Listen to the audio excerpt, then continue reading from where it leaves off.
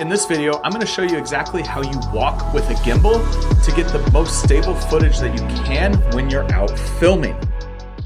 So the way you hold your gimbal and your body positions are very important. However, one of the main things to getting good footage is walking.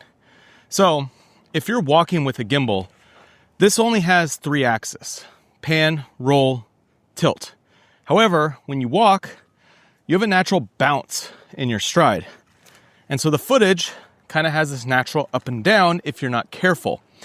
And this is one thing that you really have to pay attention to when you're filming with a gimbal. And I highly suggest practicing your walk and really getting the walk down, because when you have the bouncing in your footage, it's very noticeable.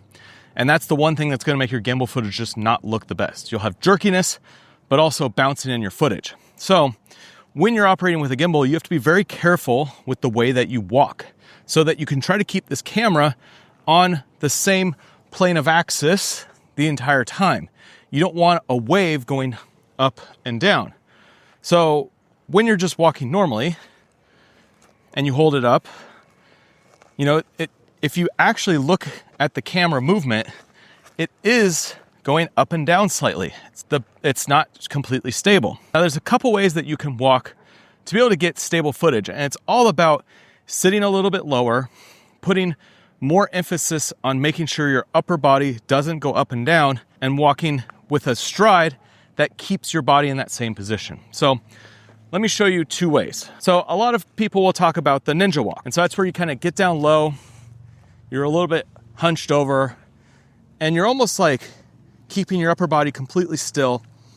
And because you get so low, you're in this more like ninja stance, you can really control your upper body. Now, what I've found over my years of doing gimbal work and shooting full days, operating with an RS4 Pro with monitors and a big ring, that will destroy your back. Like within a few hours, you are toast. And as you get older, it hurts, really hurts. When I was younger, in my early 20s, I would operate like that all day. Big, heavy gimbals and moving around and not really focused on my positioning. And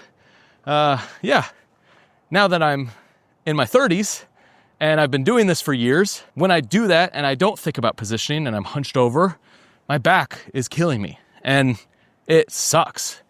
You don't want to hurt yourself, and you want to be able to do this day after day.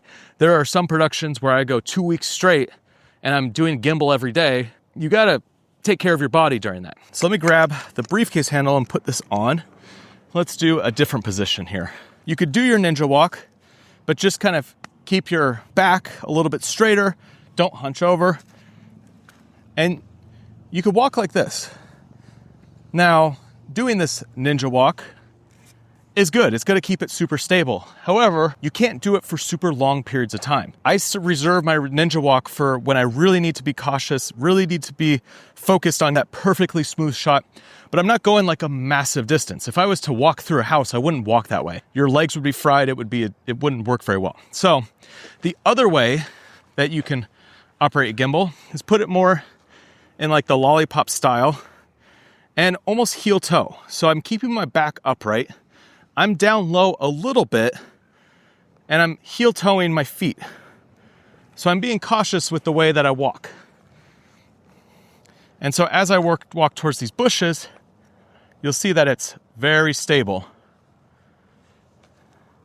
Versus if I did that same walk and I'm not thinking about my up and down movement. I'll take this a step further, use the briefcase handle, keep that close to you, and now heel toe your feet.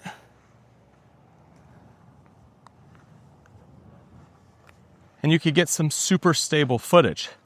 So let me give you a subject here, show you exactly what I'm talking about. You over there, I want to keep you completely centered. So I'm going to stand up and I'm going to heel toe my feet towards you, keeping you in the same part of frame the entire time.